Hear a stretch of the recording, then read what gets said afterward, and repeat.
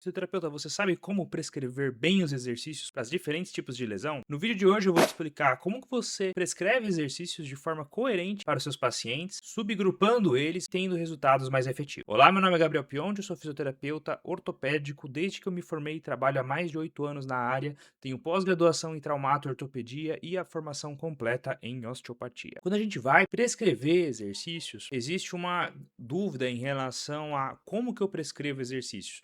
Naturalmente, a gente tende a pensar que uma estrutura fraca é uma estrutura que a gente sente dor. E, de fato, dá para fazer um pouco dessa analogia, mas a gente não pode levar isso ao pé da letra. Até porque vão ter pacientes extremamente fortes que também têm dor. Então, essa relação de hipertrofia, força com dor, ela não é real, porque ela não consegue ser replicável em todo paciente. Então, a gente precisa de bases um pouco mais estruturadas, mais atualizadas em relação aos últimos estudos em neurociência da dor, para a gente conseguir prescrever exercícios com melhor exatidão. Avanços na neurociência atual fazem com que a gente entenda conceitos que facilitam a nossa prescrição de exercício, e a prescrição de exercício deixa de ser algo como, deixa eu fortalecer ou deixa eu alongar, e começa a virar algo mais refinado e com cara de remédio mesmo, porque o exercício ele é o principal remédio. De fato, observamos que quando a gente melhora a força em algumas estruturas, a gente tende a melhorar algumas condições.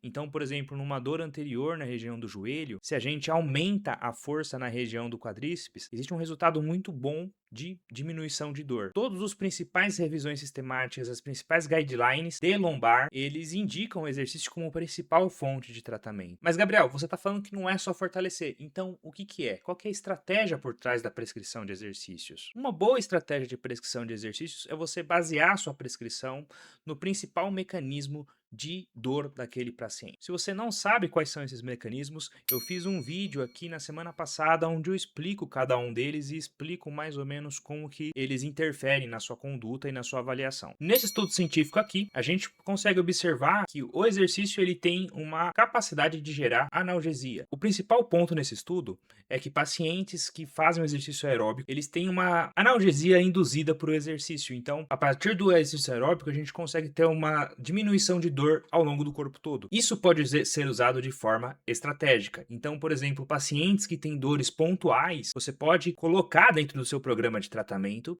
exercícios aeróbicos para diminuir a dor daquele paciente e, por consequência, facilitar a aderência dele a outro exercício. Vou te dar um exemplo prático. Imagina que você tem um paciente com dor lombar e você queira fazer um programa de tratamento envolvendo exercícios de pilates.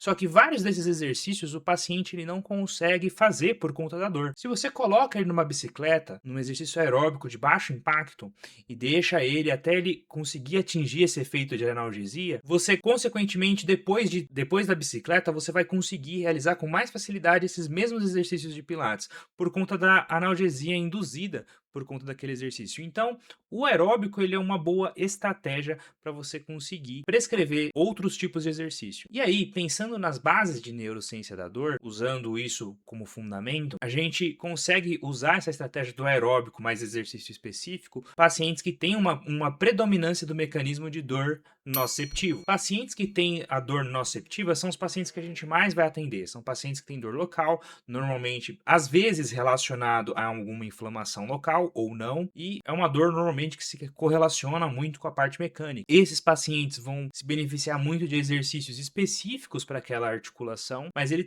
vai conseguir usar esse tipo de estratégia que eu falei para você do exercício aeróbico. É muito importante, assim como aponta nesse estudo científico aqui, a gente entender que existem alguns pacientes, principalmente os sedentários, que eles não têm o mecanismo de controle de dor funcionando. Para esses pacientes, a gente tem que entender que talvez o uso do aeróbico não vai funcionar tão bem quanto nos pacientes que o mecanismo funciona normalmente. Óbvio, não são todos os pacientes que eles vão ter essa diminuição do mecanismo de controle de dor a nível cerebral. E você vai precisar avaliar isso. O paciente que ele tem esse problema normalmente é um paciente sedentário, mas ele também é um paciente com dor crônica, né? São os casos mais complicados. O paciente, por exemplo, que tem dor nociplástica, ele tem um conjunto desses fatores neurais que impedem tanto a modulação de dor a nível cerebral, por conta do sedentarismo e afins, e a neuroplasticidade do corpo dele fez com que a dor se tornasse algo comum. O corpo dele ficou profissional condicional em sentir dor. Então você vai ter que quebrar esse ciclo.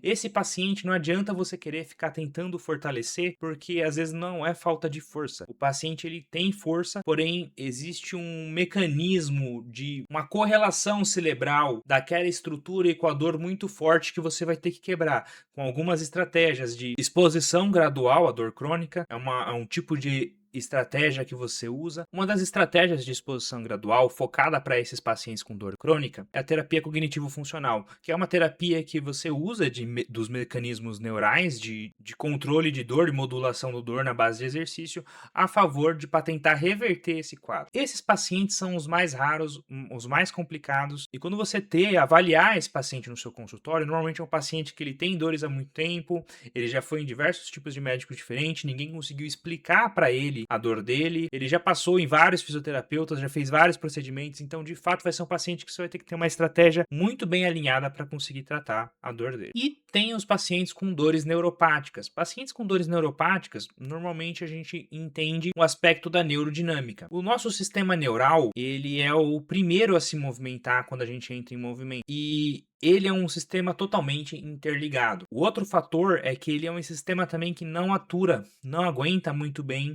ser esticado. Por isso ele se adapta ao movimento para ele não entrar em tensão. Acontece que quando essa mobilidade neural ela é bloqueada de alguma forma, esse sistema não consegue se adaptar bem ao movimento e pequenos movimentos colocam ele em tensão. Resumindo tudo isso que eu falei, é basicamente imprescindível que você, por exemplo, evite alongamentos musculares no paciente com uma neuropatia. O paciente com neuropatia, ele sente muito mais benefício de movimentar a estrutura ao longo do nervo que ela tem. Então, por exemplo, o paciente com um nervo ciático, se ele movimentar a perna sem colocar nenhum alongamento, isso é muito mais útil do que você ficar tentando alongar. Às vezes, um simples movimento de pé direcionado de forma corretamente já é o possível para todo aquele sistema neural movimentar ao longo do canal e melhorar um pouquinho a mobilidade dele e, por consequência, diminuir dor. Então, pacientes com uma dor neuropática, você tem que ter estratégias onde você entende essa mecânica neural e trabalha